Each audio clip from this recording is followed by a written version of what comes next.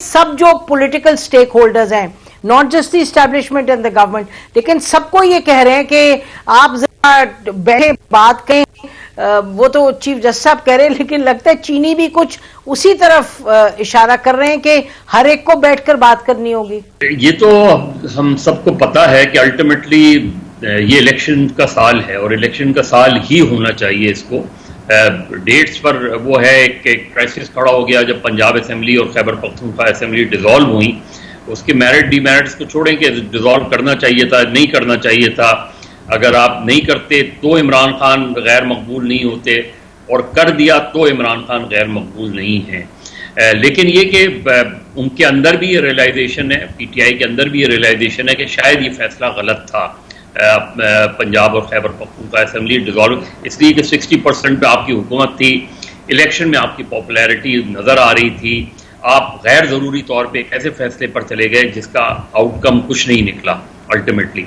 लेकिन पीडीएम और इस्टेब्लिशमेंट के लिए जो सबसे बड़ा प्रॉब्लम खड़ा हो रहा है वो ये कि इलेक्शन में आप 1 महीने बाद जाएं, आप किसी तरीके से ताख़ीर कर लें तो आप अगस्त तक चले जाएं। इलेक्शन तो आपने अगस्त के बाद आप क्या जस्टिफिकेशन देंगे, अगस्त के बाद ऐसी क्या सिचुएशन आप क्रिएट होगी कि जिसके बाद आप अक्टूबर में भी इलेक्शन नहीं कराएंगे। तो अल्टीमेटली जो कट आउट डेट है, अगर आप इन सारी चीज़ों को एक तरफ रखें भी, तो अगस्त के बाद तो ये हुकूमत नहीं चलती। अगस्त में तो आपने कौमी और बाकी 2 सूबाई असम्बलियाँ डिसॉल्व करनी ही करनी है। तो अगर ये मुज़ाकरात में एक डेट दे दें, फर्ज करें आप कह दें कि बजट 10 जून को 15 जून तक बजट जो है वो हम पास कर लेंगे और हम 20 जून को हम डिसॉल्व कर देंगे कौमी असम्बली भी, और इसी तरह बाकी असम्बलियों से कॉन्फिडेंस करके और अगस्त में इलेक्शन करा देंगे। मेरा ख्याल है कि जो मैसेज है फ्रॉम द चाइनीज़ कि आप लोग कोई इशू को सॉर्ट आउट नहीं कर रहे, आप इशू को ड्रैग कर रहे हैं, जिसकी वजह से बहुत सी चीज़ें एक तरीके से रुक गई हैं। और ये चीज़ ख़तरनाक होती है, ये चीज़ बहुत ख़तरनाक होती है कि जहां आपको ये नज़र आ रहा हो कि कहीं सिस्टम ही ना लिपट जाए, जहां आपको ये नज़र आ रहा हो कि जुडिशरी और पार्लियामेंट एक दूसरे के आमने सामने आके खड़े हो गए हैं, जहां आपको ये नज़र आ रहा हो कि अगर इन 3 महीनों में भी कुछ नहीं हुआ और इस हुकूमत ने कोई बहाना करके अक्टूबर से भी आगे ले जा रही है, तो ये चीज़ें कैसे चलेंगी। मेरा ख्याल है ये आपके यहाँ बहुत बड़ा इशू है, क्योंकि अभी IMF का मसला है। फिर अगर चाइनीज़ का, जिस तरह हबीब कह रहे थे कि चाइनीज़ का अंदाज़ गुफ्तगू जो है वो बिल्कुल मुख्तलिफ होता है, लेकिन उनका जो कहने का अंदाज़ है, अगर उनका ये बयान आ जाए तो ये बयान काफ़ी होता है मैसेज के लिए। वो इतने डिफरेंट मैसेंजर हैं कि वो अगर वो मैसेज देते हैं तो उस मैसेज को इस्टेब्लिशमेंट भी अच्छी तरह समझती है और पाकिस्तान की पॉलिटिकल जो है पार्टीज भी इसे अच्छी तरह समझती हैं। देखिए, इमरान खान साहब से भी बहुत खुश नहीं थे चाइनीज़, और ये भी सूरत हाल उनको पता है खुद।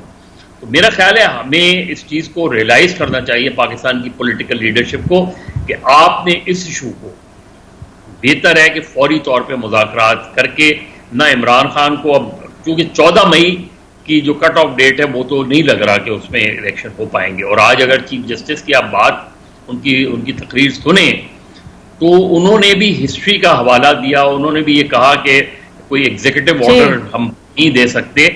ये इंडिकेशन है कि वो अपने ऑर्डर पे अपनी जगह रहेंगे, शायद एग्जीक्यूशन का मसला आएगा और उसमें एन मुमकिन है कि वो अब भी यही इंडिकेशन दे रहे हैं कि भाई पॉलिटिकल डायलॉग के जरिए इशू को सॉर्ट आउट कर लो।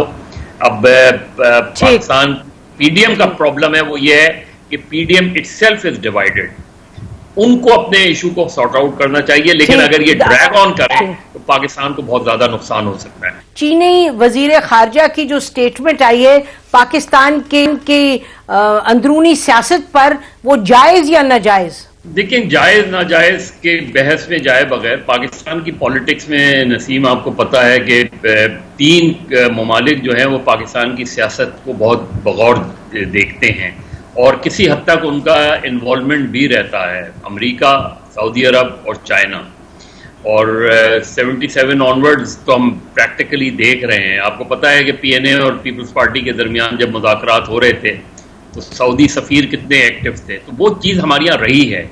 अब होना चाहिए नहीं होना चाहिए इसलिए कि उनका बहुत इंटरेस्ट है पाकिस्तान के साथ, और अगर पॉलिटिकल इंस्टेबिलिटी रहती है तो जाहिर है चीज़ें उनके लिए प्रॉब्लमेटिक हैं। इसीलिए उन्होंने मुदाखलत नहीं की, उन्होंने बेसिकली ये कहा है कि अपने पॉलिटिकल इश्यूज को सॉर्ट आउट करें, इसलिए कि उन्हें पाकिस्तान से डील करना होता है। और पाकिस्तान से डील करने का मतलब ये है कि पाकिस्तान में अगर पॉलिटिकल इंस्टेबिलिटी है तो वो किसी भी हुकूमत से कैसे बातचीत करें जहां ये पता ही नहीं कि कल क्या होने वाला है। तो लिहाजा उनका चूंकि उनका बहुत ज़्यादा इकोनॉमिक इंटरेस्ट पाकिस्तान से वाबस्ता है, लिहाजा वो पाकिस्तान में पॉलिटिकल स्टेबिलिटी देखना चाहते हैं।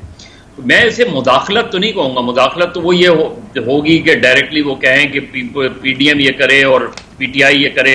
वो बेसिकली पाकिस्तान की पॉलिटिकल लीडरशिप से कह रहे हैं कि आप अपने प्रॉब्लम जो है वो सॉर्ट आउट करें, इसलिए कि वो बाहर बैठे ये देख रहे हैं कि हम सीपैक कैसे आगे बढ़ेगा, बाकी इन्वेस्टमेंट कैसे आगे बढ़ेगी अगर पॉलिटिकल इंस्टेबिलिटी रहेगी।